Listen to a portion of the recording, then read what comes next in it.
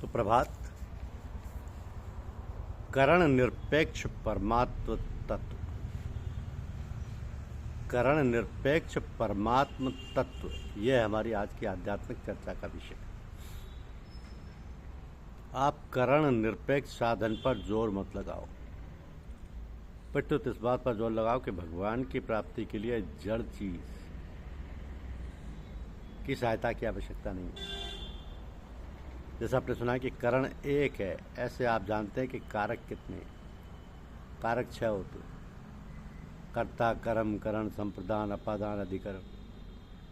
कारक शब्द का अर्थ क्या है? जिससे क्रिया की सिद्धि होती है, उसको कारक कहते हैं। तो कोई भी क्रिया कारक के बिना नहीं होती। तो व्याकरण में जहाँ इसका विवेचन हुआ वहाँ पहले ऐसा अर्थ किया है कि जो क्रिया का संबंधी हो उसको कारक कहते हैं। उस पर विचार करते करते कहा है कि षष्ठी कारक नहीं है,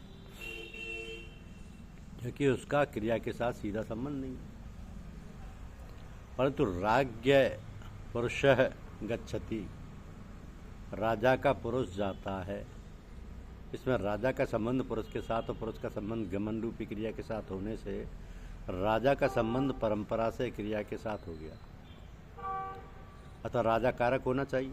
ऐसी शंका होने पर यह निर्णय किया गया कि जो क्रिया को पैदा करने वाला हो उसका नाम कारक है। क्रिया जनकत्वम कारकत्वम। राजा का पुरुष जाता है, राज्ञः पुरुषः गच्छति। अब प्रत्येक क्रिया का आरंभ और अंत होता है, ये सबका अनुभव है। आप कोई भी काम करो उसका आरंभ और अंत जरूर होता है। जिसका आरंभ और अंत होता है वह अनंत का प्रापक नहीं होता।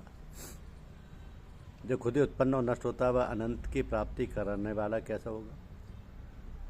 वस्तु मात्र, व्यक्ति मात्र, परिस्थिति मात्र, क्रिया मात्र उत्पन्न और नष्ट होने वाली है। उत्पन्न और नष्ट होने वाली ही क्रिया होती है तथा उत्पन्न और नष्ट होने वाले ही पदार्थ होते हैं। तो ऐसे उत्पन्न और नष्ट होने वाली जड़ के द्वारा अनुत्पन्न चिन्मय तत्व की प्राप्ति नहीं होती, परंतु जड़ के त्याग से चिन्मय तत्व की प्राप्ति होती है। अतः करण निरपेक्ष का अर्थ केवल करण से रहित ही नहीं है, प्रत्युत कर्ता, कर्म, करण, संप्रदान, अपादान और अधिकरण 6 कारकों से रहित है। अब कारक मात्र क्रियाजनक होते हैं और क्रिया उत्पन्न एवं नष्ट होने वाली होती है। उत्पन्न और नष्ट होने वाली क्रिया से अनुत्पन्न तत्व की प्राप्ति कैसे होगी? अतः परमात्म तत्व कर्ता निरपेक्ष और कर्म निरपेक्ष और करण निरपेक्ष है, संप्रदान निरपेक्ष है, अपादान निरपेक्ष और अधिकरण निरपेक्ष है। और तात्पर्य है कि कोई भी कारक परमात्मा को पकड़ नहीं सकता, क्योंकि सभी कारक उत्पन्न और नष्ट होने वाले।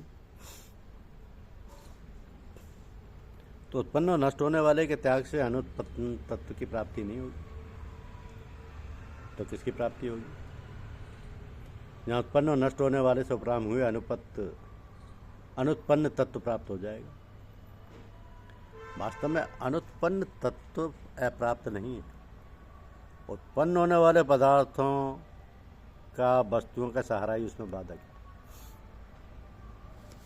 उत्पन्न और नष्ट होने वाली क्रिया, वस्तु, परिस्थिति, अवस्था, घटना आदि का जो महत्व अंतःकरण में पड़ा हुआ है यही उस तत्व की प्राप्ति में बाधक है। अंतःकरण निरपेक्ष कहने का तात्पर्य करण के साथ विरोध नहीं, परंतु उत्पन्न और नष्ट होने वाली वस्तु के द्वारा अनुत्पन्न तत्व की प्राप्ति नहीं होती, इसमें तात्पर्य है। अब नाशवान का महत्व कैसे छूटे? दूसरों का हित करने से। अपनी शक्ति के अनुसार दूसरों का हित करो। अन्न क्षेत्र खोलो, प्याऊ लगाओ, औषधालय खोलो। इस तरह से लोगों के हित की भावना होने से महत्व छूटेगा। वस्तु हमारे को मिल जाए, यह जड़ को खींचने का उपाय है। और जब तक जड़ को खींचते रहोगे तब तक चिन्मय तत्व की प्राप्ति नहीं होगी। इन वस्तुओं के द्वारा दूसरों का हित हो, यह जब होगा तब मात्र क्रिया और पदार्थ का प्रभाव लोगों के हित की तरफ हो जाएगा और चिन्मय तत्व शेष रह जाएगा, उसकी प्राप्ति हो जाएगी। जड़ तो स्वतः नष्ट होता है, जड़ का खिंचाव तो रह जाता है पर जड़ नहीं रहता। बाल्यावस्था रह गई क्या? नहीं रही तो युवावस्था रहेगी क्या? धनवत्ता रहेगी क्या? ये बनी रहे और मेरी तरफ आ जाए, ऐसी मान्यता ही बाधा है। अब इसकी जगह ये भाव हो जाए कि दूसरों का हित हो, दूसरों का भला हो, तो जड़ता का त्याग हो जाएगा और त्याग होते ही तत्काल परम शांति की प्राप्ति हो जाएगी। त्यागात् शांतिरनंतरम, त्यागात् शांतिरनंतरम। अतः करण निरपेक्ष का तात्पर्य त्याग में है। जड़ की सहायता जड़ की प्राप्ति में तो उपयोगी हो सकती है, पर चिन्मय तत्व की प्राप्ति में जड़ की सहायता काम नहीं करती। कोई आदमी सदाव्रत खोलता है तो क्या उसका लक्ष्य ये होता है कि मैं दुनिया मात्र की भूख मिटा दूंगा? क्या सर्वभूते हिते रता का अर्थ यह होता है कि मैं सबका हित कर ही दूंगा? ये नहीं है। अपनी शक्ति दूसरों की सेवा में लगाने में ही तात्पर्य है। सबकी भूख दूर करने का, सबका दुख दूर करने का उसका ठेका नहीं। तो जितना अन्न मैं खाता हूँ उसके सिवाय अपने पास जो अन्न है वह दूसरों के काम आ जाए। सर्वभूत हिते रता का तात्पर्य है अपने स्वार्थ का त्याग करना। कारण कि स्वार्थ का जो लाभ है यही तो बाधक है। ऐसे ही वस्तुओं का, पदार्थों का, व्यक्तियों का, अवस्थाओं का मन में जो महत्व अंकित है वही परमात्म तत्व की प्राप्ति में बाधक है। तो जब दुनिया मात्र मिलकर एक आदमी की भी पूर्ति नहीं कर सकती, उसको सुखी नहीं कर सकती, तो फिर एक आदमी संपूर्ण दुनिया की पूर्ति कैसे कर देगा? अपनी पूरी शक्ति लगा देने की जिम्मेदारी है, दूसरा का दुख दूर कर देने की जिम्मेदारी नहीं है। हमारा तो सारा समय जड़ता की प्राप्ति में ही लग रहा है, तो फिर परमात्म तत्व की प्राप्ति नहीं होगी अन्नदाता। और चाहे सो हो जाए, गीता में साफ कहा है कि जड़ चीज़ों से सुख भोगना और उनका संग्रह करना, इन दो में जिसकी आसक्ति होती है उसमें परमात्मा को प्राप्त करने का निश्चय भी नहीं हो सकता। प्राप्त करना तो दूर रहा। संसार में मेरा नाम हो जाए, मेरे को आराम मिले, मैं धनी बन जाऊं, इस तरह जड़ चीज़ों की जब तक मन में लालसा है तब तक चिन्मय तत्व की प्राप्ति नहीं होगी। ये तात्पर्य है कर्ण निरपेक्ष का। कर्ण निरपेक्ष का अर्थ है कि परमात्म तत्व की प्राप्ति जड़ की अपेक्षा नहीं रखती, फिर तो जड़ के त्याग की अपेक्षा रखती है। तो क्रिया और पदार्थ, व्यक्ति और वस्तु, अवस्था और परिस्थिति, इनके द्वारा परमात्मा की प्राप्ति नहीं होती। इनकी अपेक्षा हो जाए, त्याग हो जाए, भीतर से इनका महत्व हट जाए तो तत्काल प्राप्ति हो जाएगी।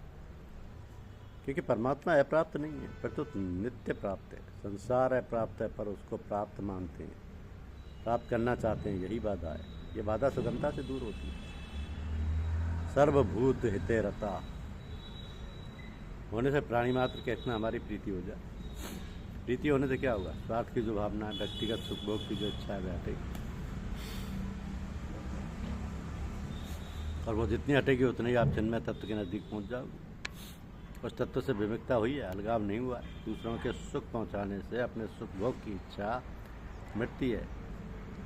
माता बालक का पालन करती है तो बालक को भूखा नहीं रहने देती, खुद भूखी रह जाती है। ऐसे केवल दुनिया मात्र का हित करने की जोरदार इच्छा होगी तो अपनी स्वार्थ बुद्धि का त्याग सुगमता से हो जाएगा। दो बात मालूम पड़ती हैं कि जड़ता का त्याग करना और अंतःकरण को साधन रूप में प्रयुक्त नहीं करना। अब साधन में प्रयुक्त न करने का तात्पर्य है कि यह हमारा नहीं है और हमारे लिए नहीं है, औरों का है और औरों के लिए है। न अंतःकरण हमारे लिए, न बहिकरण हमारे लिए, न इंद्रिय हमारे लिए, न शरीर हमारे लिए, न संपत्ति हमारे लिए। हमारी कहलाने वाली जितनी चीज़ें हैं वे हमारी नहीं और हमारे लिए भी नहीं। ये दो बातें दृढ़ करनी। स्वार्थ बुद्धि, संग्रह बुद्धि, सुख बुद्धि, भोग बुद्धि नहीं होनी चाहिए, और सब ठीक हो जाएगा। यही कारण निरपेक्ष का तात्पर्य है। तो करण किसका नाम है? जिस साधन के अनंतर तत्काल क्रिया की सिद्धि हो जाए उसका नाम करण। जैसे रामायण बाणेन हतो बलि, राम के बाण से बाली मरा, तो बाली के मरने में बाण हेतु हुआ तो बाण का हुआ। यद्यपि बाण के चलने में धनुष, डोरी, हाथ आदि सब हेतु हैं, तथापि बाली बाण से मरा है, धनुष, डोरी आदि से नहीं। अतः जिससे बाली मर गया उस बाण को करण कहेंगे। करण से क्रिया की सिद्धि होती है, उससे परमात्मा की प्राप्ति कैसे हो सकेगी? कर्ता भी रहता है, क्रिया की सिद्धि में तो कर्ता भी रहता है, कर्म भी रहता है, करण भी रहता है, संप्रदान भी रहता है, अपादान भी रहता है और अधिकरण भी रहता है। फिर केवल करण निरपेक्ष कैसे हुआ? तो करण निरपेक्ष इसलिए कि क्रिया की सिद्धि करण के व्यापार के बाद ही होती है। करण का लक्षण बताया गया, साधकतम करणम, साधक नहीं, साधकतर नहीं, साधकतम बना बताया है। क्रिया की सिद्धि में जो अत्यंत उपकारक होता है उसका नाम करण होता है। अतः अत्यंत उपकारक जो कारक है वह करण भी उसकी प्राप्ति में हेतु नहीं, तो दूसरे कारक हेतु कैसे हो जाएंगे? ये तात्पर्य है करण निरपेक्ष होने का, ये तात्पर्य है। तो परमात्मा क्रिया रूप नहीं है, अतः परमात्मा की प्राप्ति में प्राणी मात्र का हित कारण नहीं है, फिर तो प्राणी मात्र के हित का भाव कारण है। तो अपना भाव उद्देश्य लक्ष्य बदल दिया जाए तो सब ठीक हो जाएगा। जैसा भाव उद्देश्य लक्ष्य होगा उसके अनुसार व्यवहार होगा। तो लक्ष्य केवल दूसरों के हित का हो, अपने स्वार्थ के सुख का नहीं। धन्यवाद।